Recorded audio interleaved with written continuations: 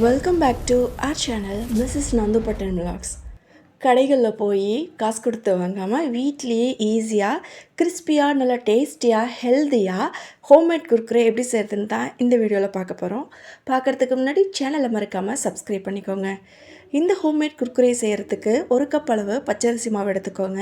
வறுத்தது வறுக்காதது எதுவாக இருந்தாலும் பரவாயில்ல. கடைகளில் இருந்து வாங்கக்கூடிய அரிசி மாவு இருந்தாலும் பயன்படுத்தலாம்.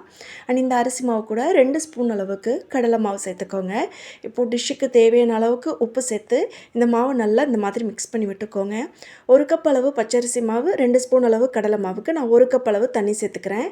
இந்த தண்ணி கூடயே ஒரு அரை ஸ்பூன் அளவுக்கு நெய் கூட நீங்கள் சேர்த்துக்கலாம், இன்னும் வாசமாக இருக்கும். தண்ணி நல்லா கொதி வந்ததுக்கு அப்புறமா அடுப்பை ஆஃப் பண்ணிவிட்டு நம்ம எடுத்து வச்சுருக்கிற மாவை இது கூட சேர்த்து நல்லா இந்த மாதிரி மிக்ஸ் பண்ணி ஒரு 10 மினிட்ஸ் அப்படியே மூடி வச்சுருங்க. இது நல்லா கம்ப்ளீட்டாக கூல்டவுன் ஆனதுக்கு அப்புறமா இந்த மாவை கைகளால் இந்த மாதிரி அழுத்த கொடுத்து பிசைஞ்சுக்கோங்க. இப்போ இது ஒரு ஓரமாக இருக்கட்டும். இப்போ குர்குரேவுக்கு நம்ம மசாலா தயார் பண்ண போகிறோம். ஸோ அந்த மேலே தூவும் இல்லையா அந்த மசாலா, அதுக்கு ஒரு மிக்சர் ஜாரில் 1 ஸ்பூன் அளவுக்கு மிளகு, 1 ஸ்பூன் சீரகம், அரை ஸ்பூன் அளவுக்கு ஓமம் அதிகமாக சேர்க்க வேண்டாம். 1 ஸ்பூன் அளவுக்கு மஞ்சள் தூள், 1 ஸ்பூன் அளவுக்கு தனி மிளகாய் தூள், அண்ட் இது கூடயே 1 ஸ்பூன் அளவுக்கு வெள்ளை சக்கரை ஜீனி சொல்லுவோம் இல்லையா, அது 1 ஸ்பூன் அளவுக்கு சேர்த்துக்கோங்க. அரை ஸ்பூன் அளவுக்கு உப்பு அதிகமாக சேர்க்க வேண்டாம். அண்ட் ஃபைனலாக இது கூட 1 ஸ்பூன் அளவுக்கு கரம் மசாலா சேர்த்துக்கோங்க. இது நார்மலான பொடி. உங்களுக்கு புளிப்பு சுவை தேவை அப்படின்னா நீங்கள் லெமனோட ட்ராப்ஸ் ஒரு 2-3 ட்ராப்ஸ் இது கூட சேர்த்து நல்லா கிரைண்ட் பண்ணிக்கோங்க. இந்த பொடியை நீங்கள் எல்லா வகையான சிப்ஸுக்கும் மேலே தூவுறதுக்கு பயன்படுத்திக்கலாம். இப்போ குர்குரே மசாலா தயாராகிடுச்சு. அடுத்த மாவை நம்ம இந்த மாதிரி கைகளில் வச்சு அழுத்தி பிசைஞ்சு இந்த விரல் இடுக்கில் இப்படி நீளமாக தேய்ச்சிங்கன்னா இந்த விரல் ஷேப்புக்கே வரும். ஸோ இதுதான் இந்த குர்குரே ஷேப்புக்கு வரதுக்கான ஒரு மெத்தட். இதே மாதிரி எல்லா மாவையும் இந்த மாதிரி நீல வாக்கில் இந்த மாதிரி பிசைஞ்சு எடுத்துக்கோங்க. அப்படி கீழே இருக்கிற ரெட் கலர் சப்ஸ்கிரைப் பட்டனையும் மறக்காமல் சப்ஸ்கிரைப் பண்ணி வச்சுக்கோங்க.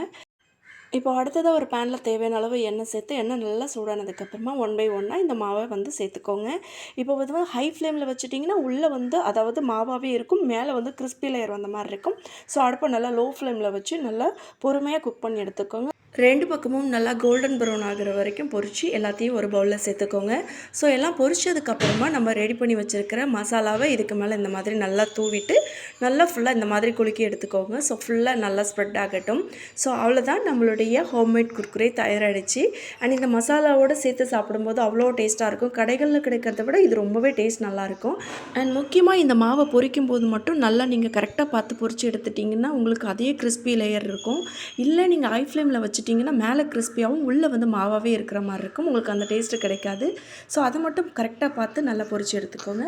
கண்டிப்பாக இந்த ஹோம்மேட் குர்குரேவை ட்ரை பண்ணி பாருங்கள். ட்ரை பண்ணி பார்த்துட்டு உங்கள் கமெண்ட்ஸ் என்னன்னு சொல்லுங்கள். அண்ட் மறக்காமல் நம்ம சேனலை சப்ஸ்கிரைப் பண்ணிக்கோங்க.